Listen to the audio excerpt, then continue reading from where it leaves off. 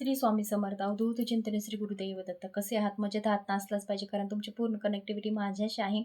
तर आताची रीडिंग आपण जे घेणार आहोत 2026 साठी जानेवारी महिना कसा असणार आहे आणि जानेवारी महिन्यासाठी कुंभ राशीसाठी ही एनर्जी काय असणार आहे. तर हे आपण एनर्जी चेक करणार आहोत की या महिन्यामध्ये तुम्हाला काय आयुष्यामध्ये कोणत्या गोष्टी घडणार आहेत, काय घडणार आहे, काय होणार आहे. श्री स्वामी समर्थ अवधूत चिंतन श्री गुरुदेव दत्त. श्री स्वामी समर्थ. कुंभ राशीसाठी जानेवारी महिना जो आहे 2026 जानेवारी, तो कसा राहील तुमच्यासाठी. वादविवाद करणे किंवा मतभेद होणे किंवा तुमच्यामध्ये पटत नाही किंवा भावाभावामध्ये वाद असणे, जाग्या संदर्भात वाद जास्त असणे, एकमेकांची पटत नाहीये किंवा तुमच्या तुमच्या जे रिलेशनमध्ये आहेत ते तुमच्यावरती जास्त वर्चस्व गाजवण्याचा प्रयत्न करत आहेत. तुमची हुकुमशाही तुमच्याकडून हिसकावून घेण्याचा प्रयत्न करत आहेत किंवा तुमच्या काही गोष्टींवर चालून देत नाहीयेत किंवा तुमचा अधिकार आहे असून सुद्धा तुम्हाला तो देत नाहीयेत. अशा काही गोष्टी आहेत त्या घडताना दिसत आहेत या महिन्यामध्ये किंवा तुमच्या आता लाईफमध्ये ज्या गोष्टी सुरू आहेत त्या या सुरू आहेत तुमच्या आयुष्यामध्ये.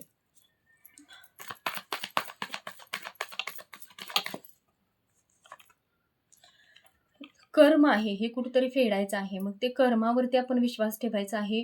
कुंभ राशीच्या जातकांना किंवा कुंभ राशीच्या व्यक्तींना असं सांगण्यात येतंय की जर तुम्हाला वाटतंय की कर्मावरती माझा विश्वास आहे, 100% माझं चांगलंच होणार आहे, तर नक्कीच तुमचं चांगलंच होणार आहे. कारण कर्म जर तुम्ही चांगलं केलेलं असेल किंवा निगेटिव्ह गोष्टी, निगेटिव्ह वागणं हे जर केलेलं नसेल किंवा तर कर्म जर फिरत असेल तुमच्याकडे किंवा चांगल्या वाईट मार्गाने जर येत असेल तर ते तुम्हाला भोगायचं आहे. हा भोग आहे, हा भोग कुठं सुटलेला नाही आहे.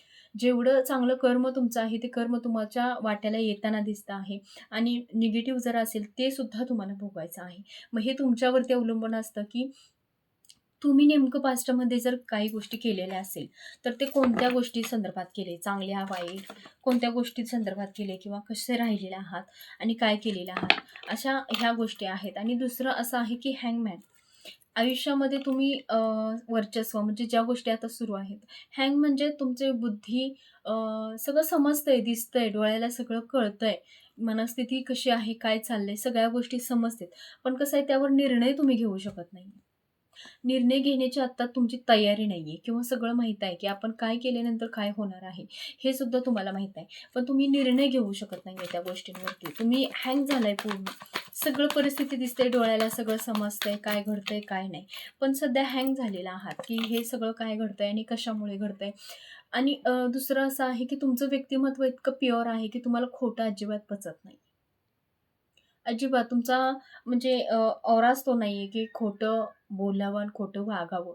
जे सत्य आहे ते सत्य. आणि तुम्ही वेळ आली तर तोंडावर सुद्धा बोलायला घाबरत नाहीये की हां, तुझं खरंच आहे ते खोटं आहे तुझं आणि जे आहे ते खरं ते खरंच आहे. हे बोलायला सुद्धा तुम्ही घाबरत नाही. त्यामुळे तुम्हाला परमेश्वराने एक प्रोटेक्शन दिलेलं आहे आणि ते प्रोटेक्शनमध्ये तुम्ही सेफ आहात.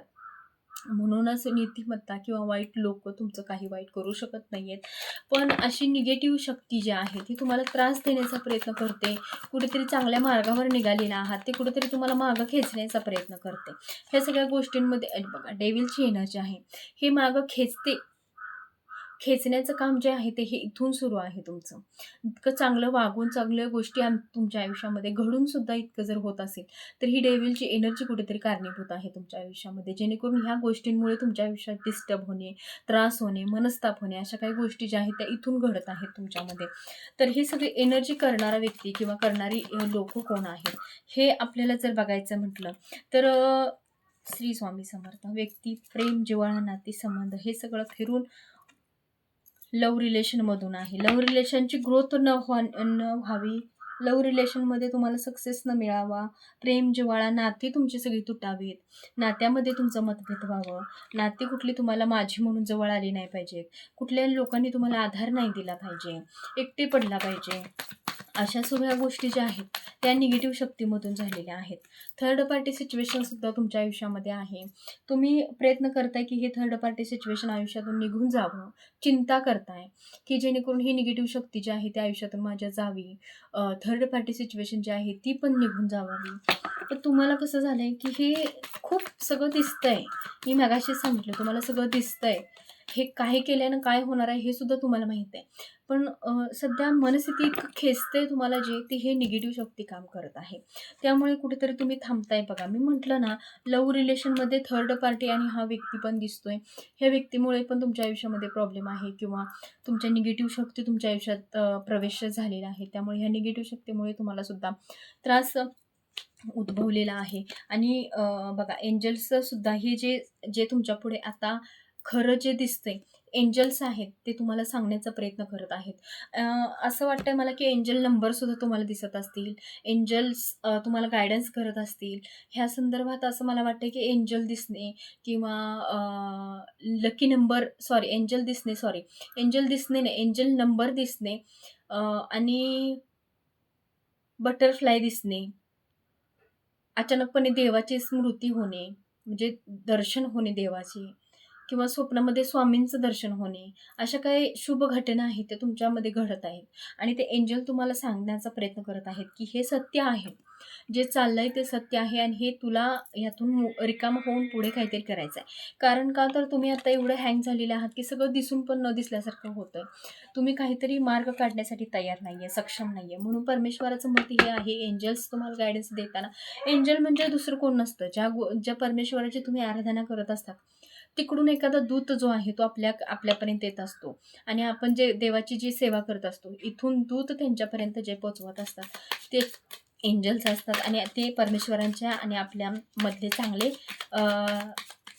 हितचिंतकच आपले असतात. तर आपल्याला ते पण घेणं गरजेचं असतं. तर श्रीकृष्णांच्याकडून कोणती एनर्जी किंवा कोणत्या गोष्टी तुमच्यापर्यंत पोहोचत आहेत हे मी तुम्हाला सांगते. कालीमाताची एनर्जी आहे. कालीमाता काय तर तुम्हाला सांगण्याचा प्रयत्न करत आहे. पालन पोषण जर तुम्हाला एक आई म्हणून गर्भधारणा जर तुम्हाला होत नसेल तर ते सुद्धा संभवते आहे.